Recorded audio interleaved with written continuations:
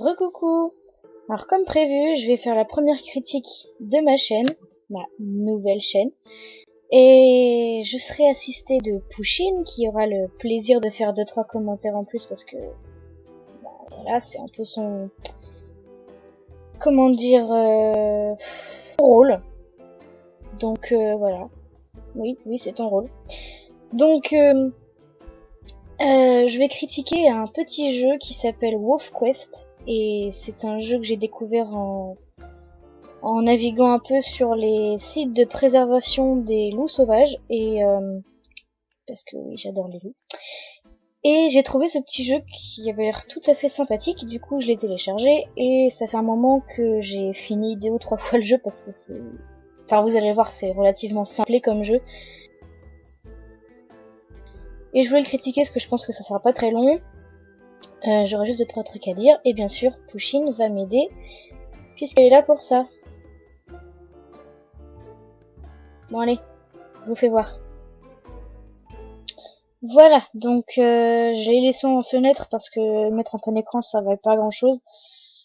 Donc voici le menu du jeu. Donc en fait ce jeu c'est dans une simulation où on est dans un corps de loup, et en fait le but c'est de repousser les ennemis, de marquer son territoire et de former sa propre meute en trouvant un compagnon ou une compagne, ça dépend si vous êtes un gars ou une fille, et de faire des petits bébés qui sont juste là. Donc je vais commencer à jouer. Alors mes autres parties je les ai supprimées. On va faire un new game, c'est bien ça. Donc on arrive ici, on choisit le... Alors moi je m'en fous un peu parce que j'avais déjà... bon voilà. Alors le jeu est en anglais, donc ça faut le savoir. Bon bah voilà, en gros, voilà. Je vais pas m'attarder plus là-dessus, vous avez compris. Voilà, donc ça c'est... à partir de là vous pouvez vivre dans la peau de votre loup. Alors déjà, premier point, le graphisme, bah... En gros, je trouve le graphisme pas mal, hein. Un tout petit jeu. Donc on a quelques fonctions, donc on peut déplacer son loup naturellement.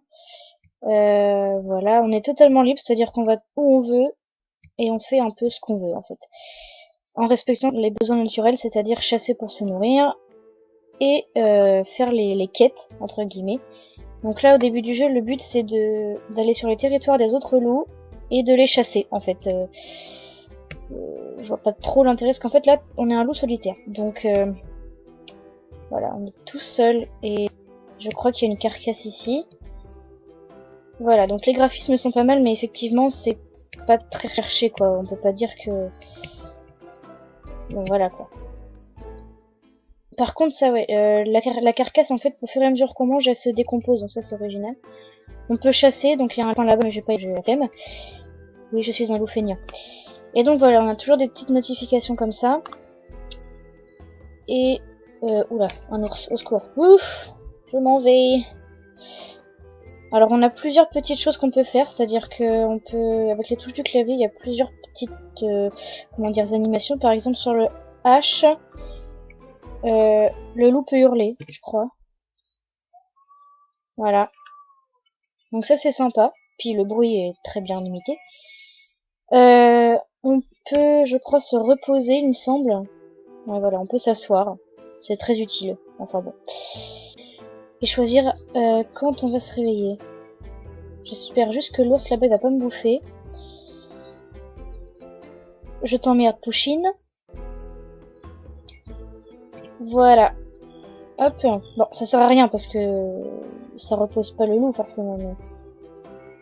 voilà. Normalement, il y a un petit truc qui s'affiche. Pour... ah voilà. Donc là, on peut... moi, je vais me réveiller. Voilà.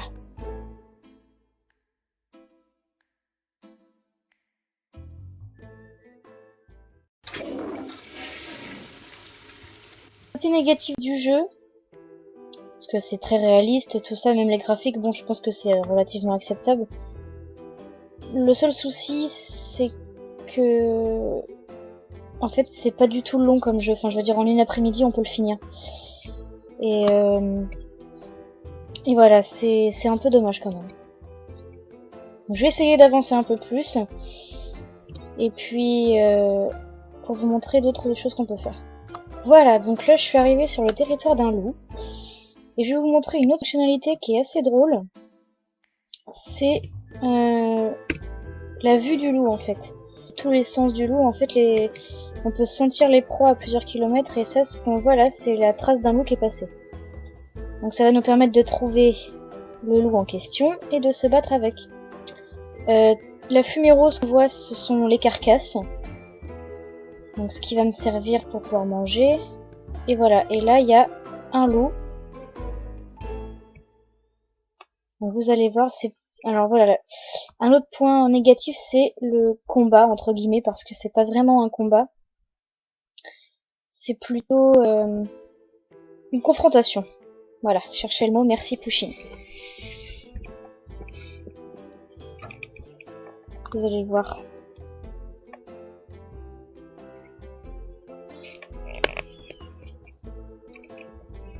Alors, malgré que j'adore ces animaux, je ne suis pas spécialiste vraiment des loups à proprement dit. Je ne pense pas que les combats se passent vraiment comme ça. Je suis assez sceptique là-dessus. C'est vrai que c'est pas très bien fait, voire même pas fait, mal fait du tout. Donc voilà. Et là voilà, donc le loup d'en face est soumis. Donc du coup on va lui dire de partir. Par contre voilà, on a les signes de soumission qui ont en l'air, les crocs, la tête basse, machin. Ça c'est très bien fait. Donc voilà, tu te casses. Et le territoire est à moi. Enfin, pas vraiment à moi, mais voilà. Donc voilà, en gros, c'est le jeu. Et donc tout le long du jeu, il faut aller au territoire pour faire partir d'autres loups. À la fin, on va sur un autre endroit où on doit marquer notre territoire à nous, en urinant. C'est très original. Et puis, on va devoir fonder une meute avec un autre loup, faire des bébés, les nourrir. Et voilà, en gros, c'est le jeu. Voilà, donc c'était très rapide et simple, hein, parce que le jeu est... Ouais, rapide et simple, ouais, c'est assez le mot. C'est assez le mot.